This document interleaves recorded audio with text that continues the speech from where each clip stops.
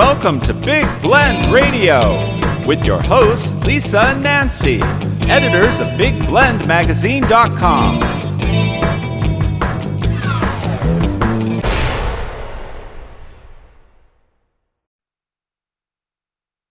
Hey everybody, welcome to Big Blend Radio's second Tuesday food, wine, and travel show with the International Food, Wine, Travel Writers Association. They're really such a cool organization of travel writers, food writers, wine writers, and the destinations, and also focusing on the people that go into the places. So where does our food come from? That's kind of a topic today. What about the farms? What about the breweries? Oh, we like to talk about them. What about the wineries? Where is all that from? So everyone, go to IFWTWA.org, especially if you're in those industries, and check out this amazing association. So every second Tuesday, we actually chat with the destinations. Every second Friday with IFWTWA. This is what we say. It's IFWTWA. It's a lot easier to say. We talk with travel writers, and we have a new panel show coming up, so stay tuned for that. So that's an exciting thing where we talk with 3 travel writers every month. But today we get to welcome back Blake Vanfield. She is the director of Genuine-Skagit-Valley in Washington State. Now, before I was saying Skagit.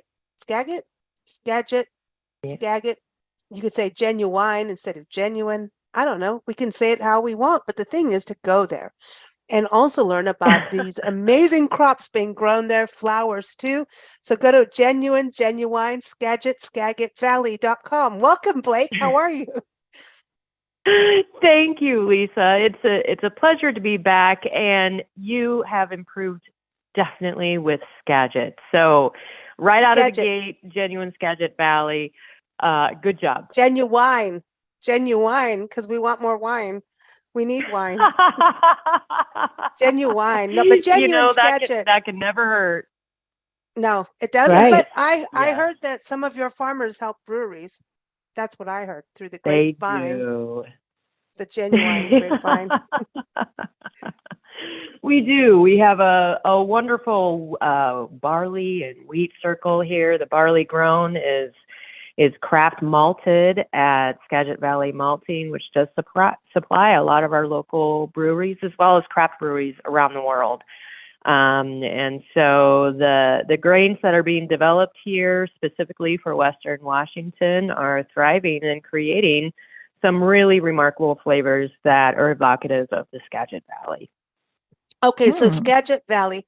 Nancy, you and I were up there last year. In Anacortes, we went a little bit through Whitby. We were there in the winter. It was cold, but we saw lots of birds. But so you're really just south of British Columbia, right? So and north of Seattle. So I want people to have that visual of where you are. We are. We're an hour and a half north of Seattle, and we're about an hour and a half south of Vancouver, BC. And we are the last remaining agricultural valley in the Puget Sound region. So the food that is grown and produced here is not only important for our local community, but we also grow crops that are distributed around the world. Does that include the islands, like Whitby, Camano? They are island county. Skagit County does extend into the water, so I would like to note that our thriving aquaculture industry of shellfish harvesting and growing is also a part of our agricultural community. So the oysters and clams, as well as Dungeness crab that are harvested here, are delicious.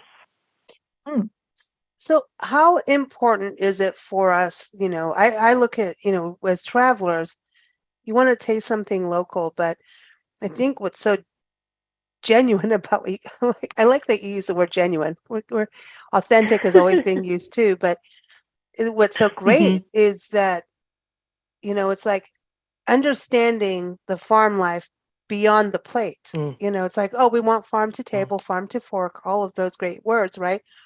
But then who is it? And you've got this awesome program. Last year you're on the show talking about it, and Linda Kazam, food, wine, travel diva, shopping diva, excuse me, because she likes to shop. Trust me. Yes. Her husband knows. But the Skagit, I got it. the You farm got it. stand fresh. This was like this really cool tour you had where people could go during July, August, and really get to experience the produce and actually go to the farm stands themselves. How did that go? Absolutely. Because I want people to be able to do that, because then you know what you're eating. You get to see the work involved and the beauty. And here we do. We have family farms, we have working farms, and many that do a remarkable job of inviting visitors to their farm stands and their farmland so that people can see and understand exactly what does go into the food that is coming to their plate. And we run that in July and August. And it's not only to highlight our products, but like what you mentioned before, the people that are behind that, the family farms, and just the remarkable community that we're all grateful to experience and live in here, and also invite others to take part in that. In Skagit, as you know, and you had asked earlier, we do have year-round activities, and actually the high season is our world-renowned Tulip Festival, which is the entire month of April. And that's when, we have acres upon acres of daffodil and tulip fields that are in bloom. And it's absolutely stunning. And we're also one of the few places in the world that does allow the public to actually walk amongst the fields. A lot of places that do have tulip festivals, it's usually partitioned off, and here people really do get to walk amongst the flowers, and it's a great experience, and millions of people do come through.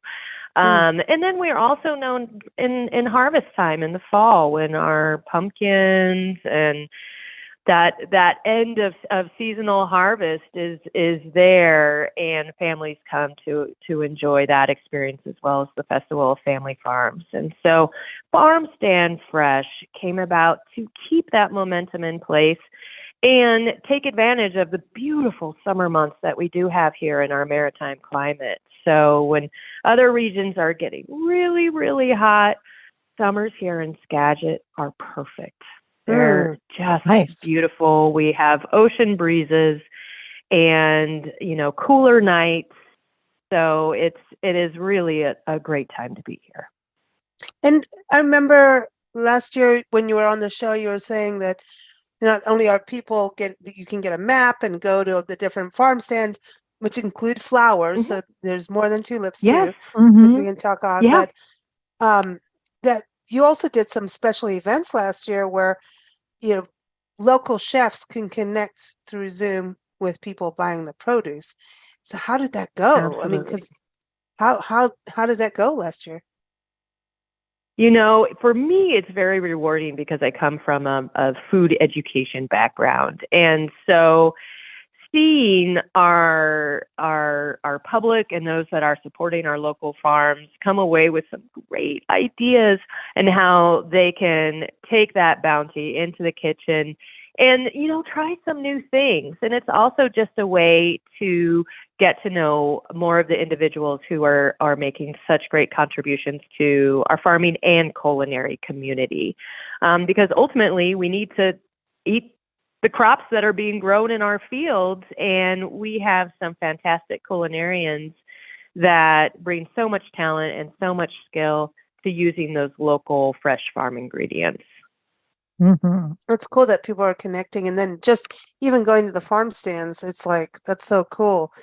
What about the flowers? So tulips are a big deal in the spring, and I remember even just driving around that people had daffodils, and I mean the gardens.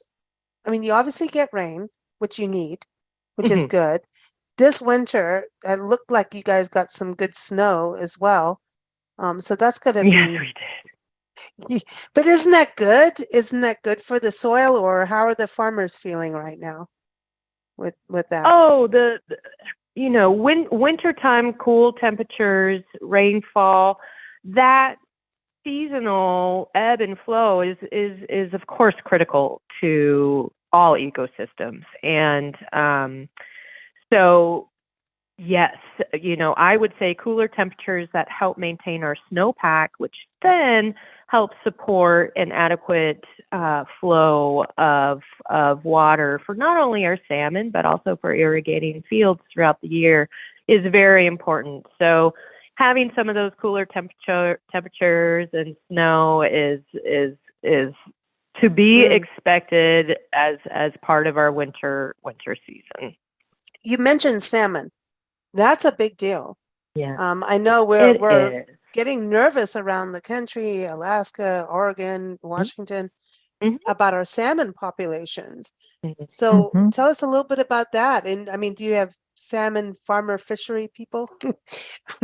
You can tell I know about salmon. You were in Anacortes, so you were definitely in an epicenter of where there have been many family generations of a fishing community there. And of course, the impact of our salmon and counts affects that. In Skagit, we are fortunate in that our watershed still supports all 5 species of salmon, and having the open space, having efforts amongst everybody working together, from our tribal communities to our farming communities, to help support and maintain that is important. And I know that everybody is working towards maintaining that. So sustainability. Yeah, because it's important that's to the think thing. ahead. Yeah, I mean, we look at this, I think farming at times gets a bad rap on the environmental side. Yet every farmer I know says, I'm not here wasting water. I'm not here trying to pollute the soil that I'm trying to grow things on. No. So there are some, things in farming on that side that we're not going to get into, but the sustainable model, I don't really know a farmer that doesn't want that, because they want to be able to still produce. They want water, especially the small farms, family farms. And so what is your makeup of farmers? Is it mostly family farms that are doing all of this work in your area? It is. We're 95 to 98% family farms. That's amazing. That's huge. And what are the looks like in regards to organic, there's biodynamic wines, and but regenerative. Yeah, I mean, we could get into all those little words, but which have big meanings and big work behind them, and all kinds of labeling and red tape and all that. It's a lot of work. But I think a lot of times there's also a lot of good farmers out there actually doing the organic thing that they just don't have the label on it. It is. It's a lot of work, and I think one of the issues is that it's just as much work for a farmer who has 5 acres as it is for one that has 500, and so the amount of regulation and paperwork sometimes can be difficult for those that are on a smaller scale.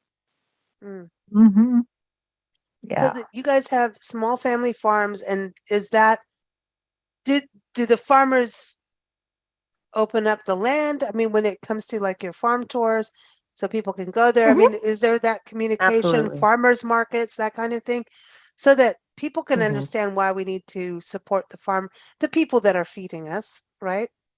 Yes. There's a lot of good things that come out from our farming communities that do involve food security and food access, especially when we're so close to some major metropolitan areas. Yeah, like Seattle, British Columbia. Do you go over into Canada with your products, or mostly in the States? Usually within the U.S. There's a few more hurdles to cross an international line. So especially with food products. Yeah. But we do definitely invite our Canadian neighbors to come and visit and enjoy our community here too.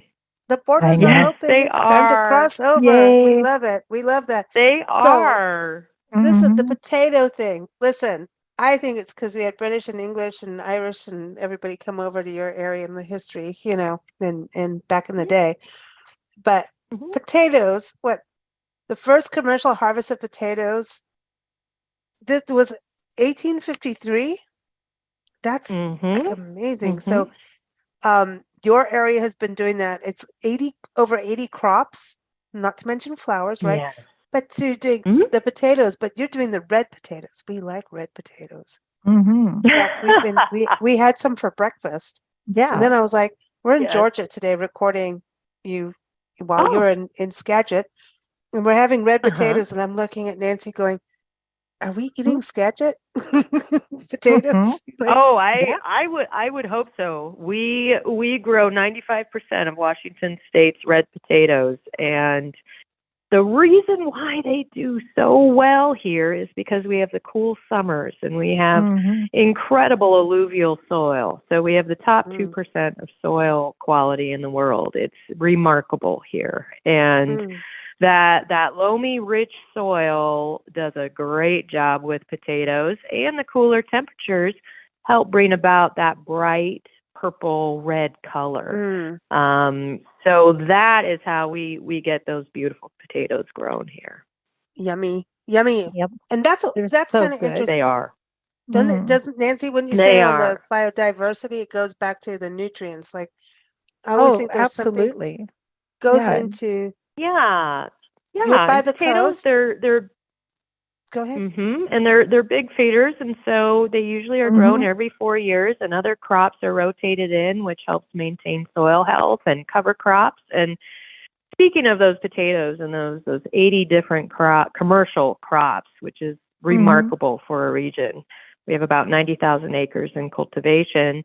We are releasing a cookbook in the fall of 2023 Ooh, that features our family farmers as well as these farm products in some fantastic recipes that have been contributed to the cookbook by our community. So it's a community-driven nice. cookbook, and we have Charity Burgraff, who is a phenomenal food photographer, and we're very lucky to have her here doing the food photography for it.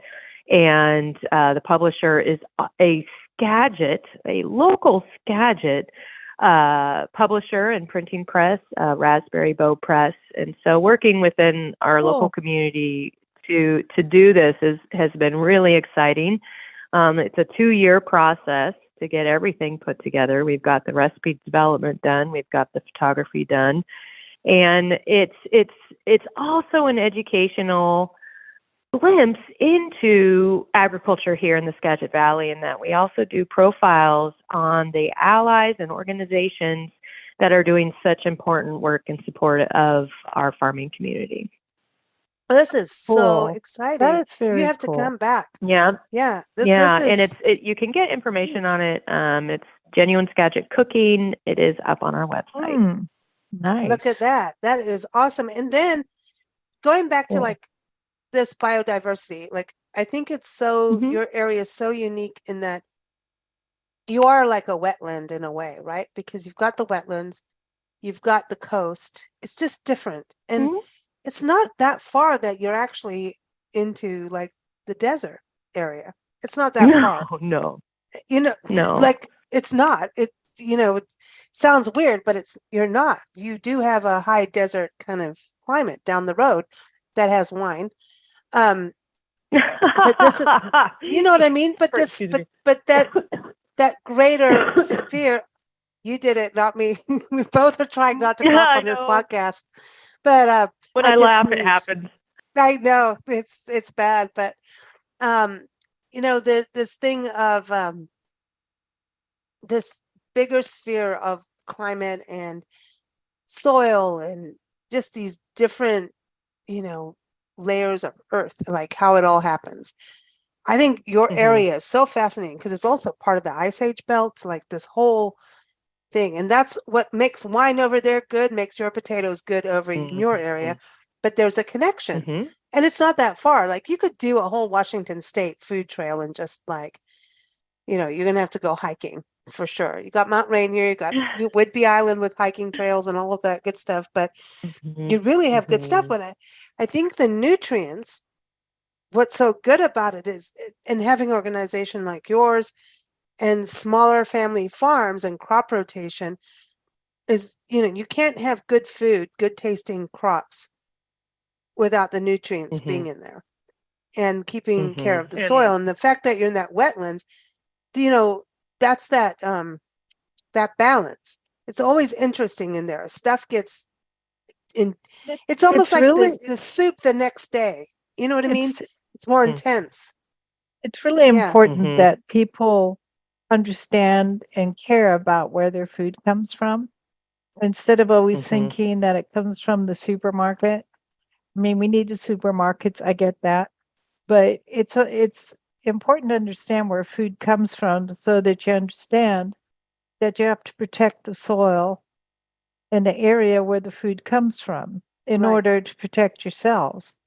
So, and it's all different. I mean, nutrients come from this area, so you get this crop, and then nutrients in another area give you a different kind of crop, or maybe sometimes the same crop, but a different taste, different varieties.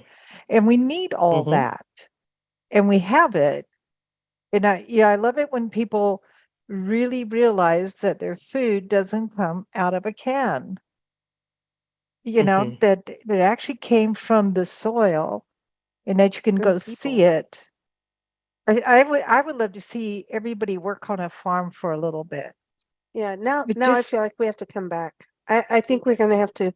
We're going to Oregon next year, Nancy. I think we're going to have to do a little drive up. Oh, come up.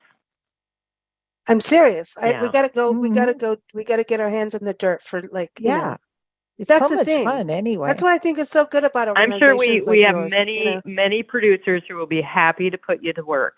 No problem. I'm in. Funny. I'm in. Well, it is a lot of work, going back to those nutrients.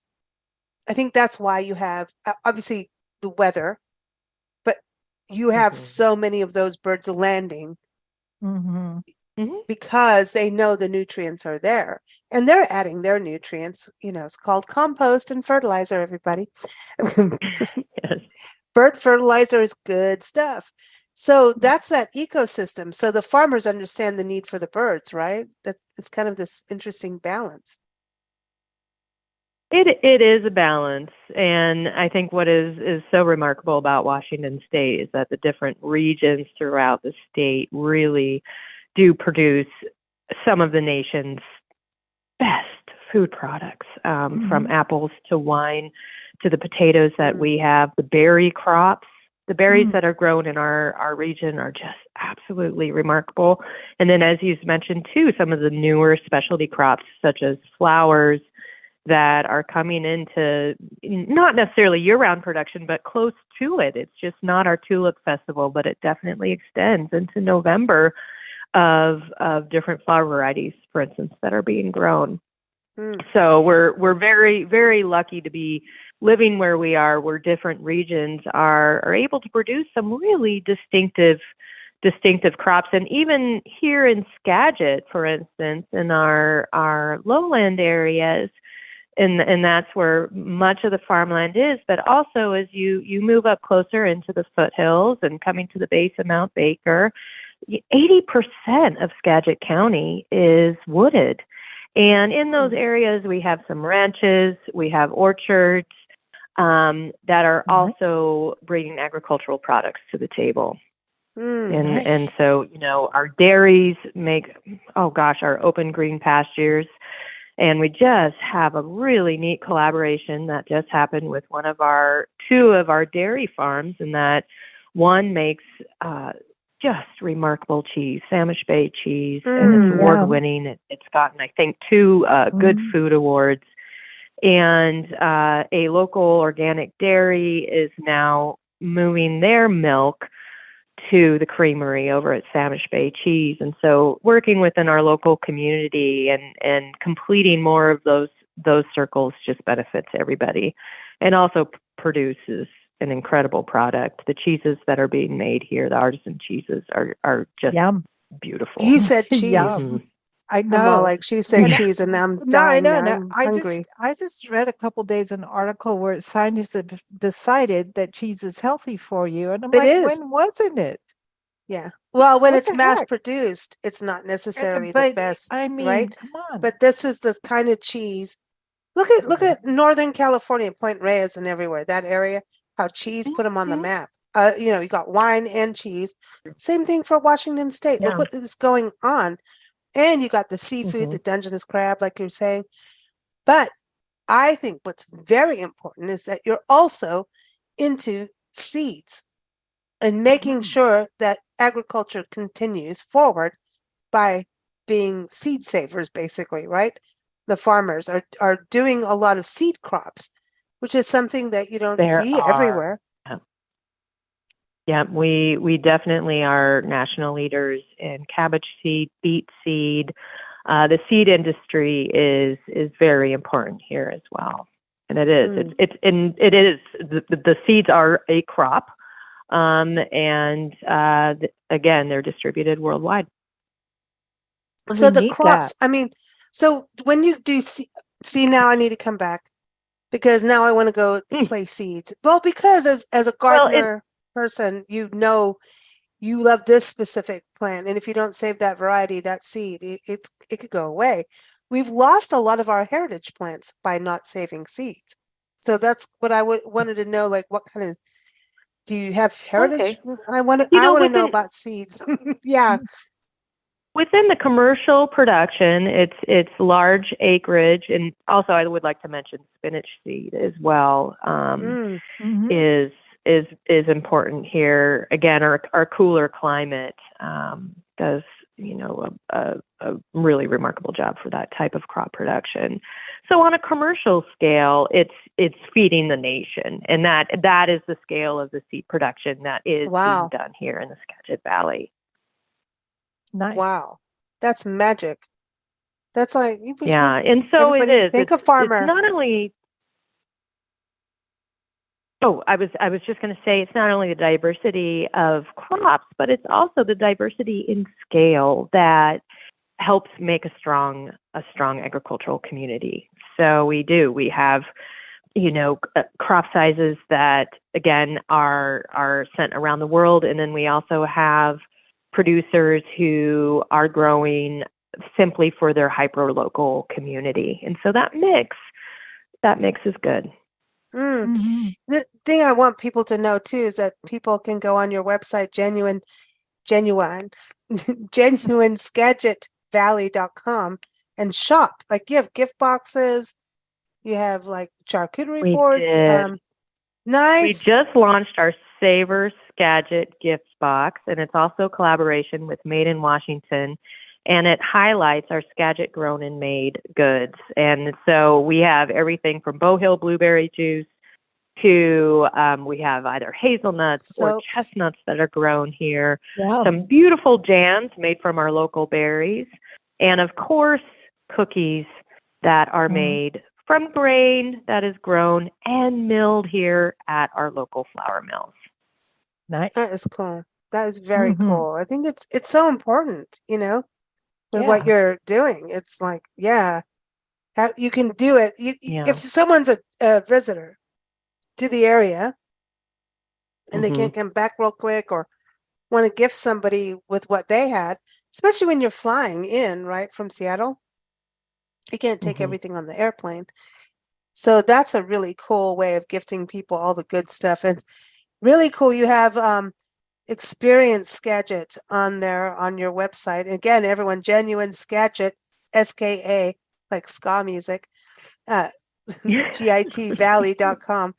But you have a cool map where people can see where they can go, places to visit, what to see and do. So you understand that connection between tourism and farms. And I think farms have always had to diversify. Have you seen that in your area, that they have to diversify with, being Airbnb, like, farm stays or doing the pumpkin patch, that kind of thing? So diversifying revenue streams is important as just as it is important that there to scale our healthy markets for some of the larger crops. Yeah. Mhm. It's a little And bit it of everything. educates Yeah. the public. And they really, they really need to know where that food comes from farms, not out of a package. Yep, and I would like to mention, we, in the beginning of the interview, we talked about beer, but I will say there are some remarkable ciders that are being made here in Skagit. So apple production it used to be larger. Now most of it is east of the Cascades, but here we do have cideries that are growing their own apples and really making some beautiful products. So I would also invite our visitors to experience. There's some local cider that's being made at Garden Path Fermentation, Terramar Brewery. Alma cider is absolutely remarkable.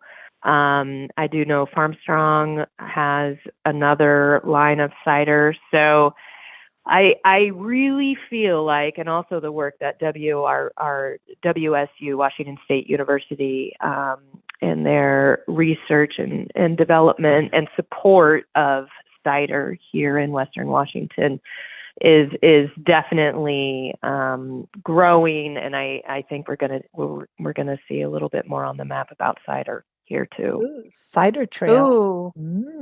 Oh, I love cider. Mm-hmm. I was gonna say I grew up on it. Like I did. Like, and apples. I mean, that's the thing. Everyone thinks about Washington State with apples, so it makes sense, It makes total sense. Yes.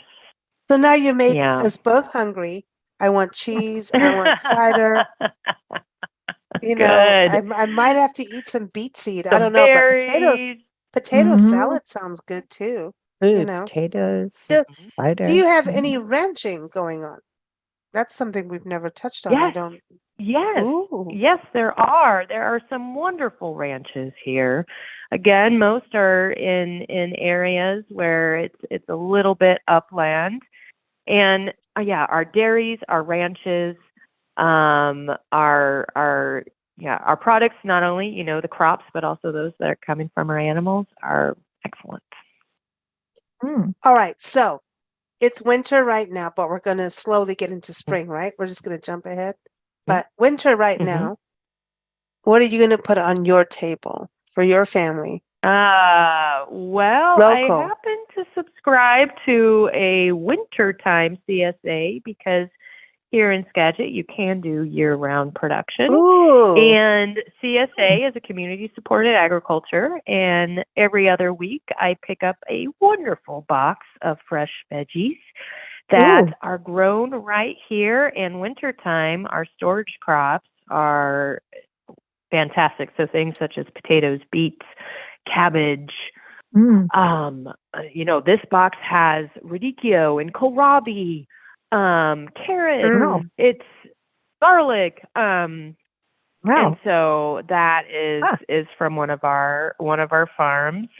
So I will tell you that I will have I'm making some a radicchio salad that I'm making croutons from one of our local bakeries, Water Tank Bakery, and the radicchio is grown by Boldly Grown Farm. And then I am also actually, believe it or not, I'm cooking up some rabbit. There is a producer it's in Whatcom that does grow rabbit, and wow, I feel like we're in England again. Wow. Yeah, Valley rabbit, and so I'm making that to go with my radicchio salad and have some fresh Water Tank Bakery bread, and and what also do you do with the rabbit? There's some shallot. Nobody's making rabbit across. Well, no, I shouldn't say nobody. That's absolutely Rabbit's untrue. Delicious. But it's delicious. In England, when we lived in England, that was sustainable. It was a big deal. Yeah, this is not. People don't talk about this. They don't. And even I remember when I made some rabbit, my grandmother was absolutely delighted. and she would never cook it because it was a Depression era food. People were trying to find as much as they could, even within their local woods. And bunnies do so bunnies when I made things. it took her back. It took her back so many years. And so I wonder if it's something here that fell out of fashion, so to speak, because it was a Depression era food, just like dandelion jam. Oh, see, don't That start sounds me good. now. Now let's get into the world of mushrooms, right? I mean, Yes. that's the thing. That is really fascinating that is part of what you're eating. Because most people will not know. Is there a preparation tip you can give people for trying rabbit to cook rabbit? How many people are even doing duck, right? You know what I mean? So, oh, I love duck. I wish we had more duck producers. last duck I had was a duck tortillas. Like a duck, Ooh. like flauta. It was flautas. Yeah, duck flout. Nancy, remember in the fly? It was up in Tucson. Oh, I can't stand that. I can't remember. It was a Flying V grill at a resort that we were at. And and we had duck in the flautas. And that was like the most richest flautas.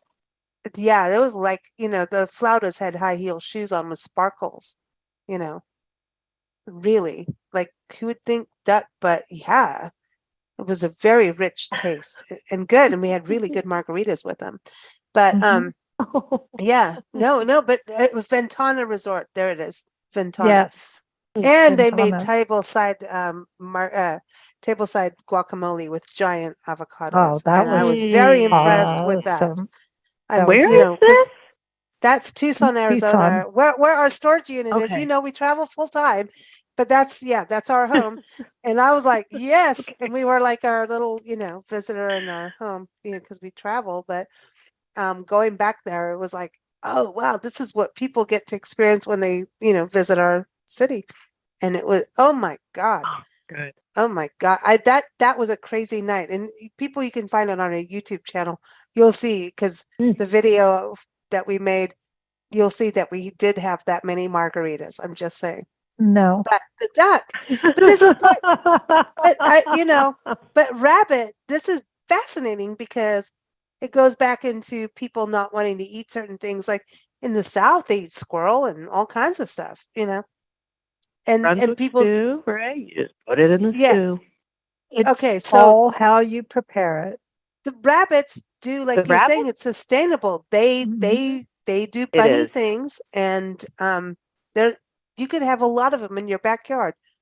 So yes, you can. Or in your garden.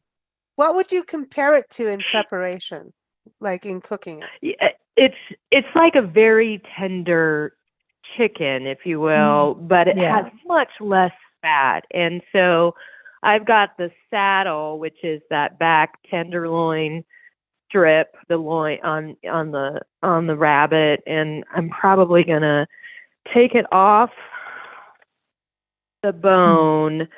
And I also have some ground rabbit. I'm gonna season that and then roll it and coat it with some butter, get butter in with the ground rabbit, just to add the fat content. And again, season it. I may do a tiny bit of rosemary, some shallots, and then wrap that in prosciutto and cook that. But braising rabbit, it's more delicate, and so it's something where you can do some heavier flavors and things like that, but I tend to like to keep it a little bit lighter just so you can enjoy it too, the flavor of the meat. And it's something that you do have to watch just because there isn't much fat in it, so it can dry out really easily.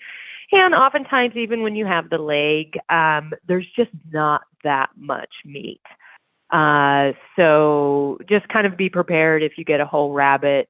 It's not like a whole chicken fryer. You won't feed as many people. So sometimes it's nice to either take the meat off the bone and use it in different ways so you can kind of spread it out, or Like in this case, I'm going to kind of wrap it. But yeah, putting something like pancetta, things like that have a good fat content with it, can kind of give it a good boost.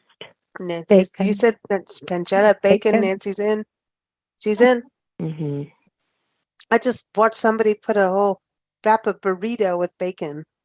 Like seriously, Dr. Jackie, our heart expert, will go berserk if she sees that. But I think this is interesting. I think this is interesting about what you're saying about the rabbit too, because we've got to look at diversifying, right, in a way. And when we look at agriculture and diversity as consumers, we've become this, I don't know, we only eat these certain things. And I look at things like rabbit, lionfish in Florida, and the coastal communities chefs are embracing that because it's a species that has become a little bit crazy. Just we have so much, so they're starting to learn how to cook lionfish and do different things for sustainability. So I think that's kind of interesting about the rabbit in that sense when we look at protein. Because again, I mean, you just don't hear about that often. Not anymore, but no, I mean, you don't. Not anymore, but it used to be a mainstay, especially during the Depression. And the Welsh rarebit is not a rabbit. I'm just saying. I had to learn that as a what kid. Was that? I remember. The Welsh rarebit is not a rabbit. As a kid, I was like, oh, it's the Welsh rabbit. We're going to have a Welsh rabbit for dinner. No. And we live in England. No, it's not. It's not. But England did. They served rabbit. England served rabbit. I remember that. But yeah, that's interesting. So do you see that change, with everything that's happening in genuine Skagit-Valley? Do you see that kind of thing change in crops being a little bit more diversified, whether it's veggies or fruit? We're lucky in that our soil and our region and our weather supports that diversification, as well as we do have new farmers that are innovative, that are developing some fantastic artisan products. And also farmers that they're innovative, they're creative, and they know that these different revenue sources are important. So those that maybe sell to wholesale markets, but also retail ones as well. And so, for instance, one of our farms, Mesman Farm, does a weekly meat box. They have organic, pasture-raised pork, lamb, and beef. And they're also raising a variety of, speaking of England, it's an heirloom pig, a Gloucestershire pig, and they have a high fat content. They're delicious. Nancy, you're gonna want its bacon. I know you do. Oh my gosh, they're so good. And so, working within doing these different products that go to different markets is important, and farmers are definitely resourceful and doing a lot of that right now. That I think that's important because people want to kind of have that connection, and having a product connects you to the farm more than the typical big box grocery store kind of thing, right? And everybody's in a different place of what they can do. But no matter what, whether it's a huge commercial farm, it's still people behind it. But like I was saying, the science in farming has changed. It's actually really interesting about what AI is doing with farming, with understanding water. And we could do shows for years on it. It's fascinating. Yes. It really is. It really is. Like I'm just like as you're talking, I'm like, oh my gosh, we could, because you think about it, and then creating the product. The small family farms we know, they're creating products. They work their butts off going to farmers markets, coming home, raising kids, herding the cattle, and then all of a sudden you think you're going to get a good night's sleep, and then no, there's a birthing happening, and where frost has come in on the crops. It's like all kinds of things happen. You're talking about people working with nature every day. Yeah. You know, they don't waste anything. They use No. everything. Farmers are people to Mhm. look to Mhm. learn how to live life and understand that change is always there every single day. Mother Nature is awesome, but she can kick your butt. So I have a healthy dose of respect, right? But you know, I Yeah. think when you connect with farms, you're connecting with nature. Period. I think that's the first thing And when I you first and I came on our do. show, I realized that, you know, you it was kind of like the first time you came on, I was like, you're doing birds and farms. I dig it. You know, it's cool. Yeah. And I do. I recommend when people are maybe when they're at the farmers market, ask the farmer how they prepare what it is they have, because oftentimes they have very, very good ideas on how to work with that ingredient. After all, they work with it, you know, from the seed to the harvest. So Yeah. Awesome. Awesome. It's so good to have you back on the show. Everyone, please go to the website, genuine skagit. I didn't say it. I did. skagit-valley.com. There you go. But Good. that, you know, then everybody knows how to spell it out for who are not local. genuine-skagit-valley.com is the website. And of course, keep up with our friends at the International Food, Wine, Travel Writers Association. Even if you're not in the industry of food, wine, travel, join them in social media. Like if you go on Facebook, Twitter, Instagram, hashtag IFWTWA, they will take you around the world, all their writers and destinations. It's amazing. I check my hashtag IFWTWA every single day because it's like, oh, somebody went to Jordan. Ooh, they went here in Michigan. Ooh, this person was in Florida. Like, I didn't know that place existed. It's very cool. Or then you'll see a bunch of food photos. Then it gets bad with wine and beer. But, you know, we're all happy looking at these pictures and learning about these places and clicking through to the story. So check it out. We say IFWTWA, so check it out. Of course, keep up with us at bigblendradio.com. Again, we've got our shows here with IFWTWA. Every second Tuesday is our destinations, which is exactly what we're doing here with Blake. And then we have our shows every second Friday with the travel writers. So they tell us what's going on, where they've been. And then our new show is out, and that is every second Friday. And that's when we have a panel of travel writers telling us about places they've been to. So stay tuned for that. So keep up with us at bigblendradio.com. Thank you so much, Blake, for being Thanks, back on the Blake. show. All righty. Thank you so much. It's been a pleasure, and I appreciate the opportunity to share more about our beautiful Skagit Valley. So thank you. Thank you. And now I'm hungry and I want some of that cheese. Thank you. I know. Cheese, wine, bacon. All right. Well, let me know when you come visit.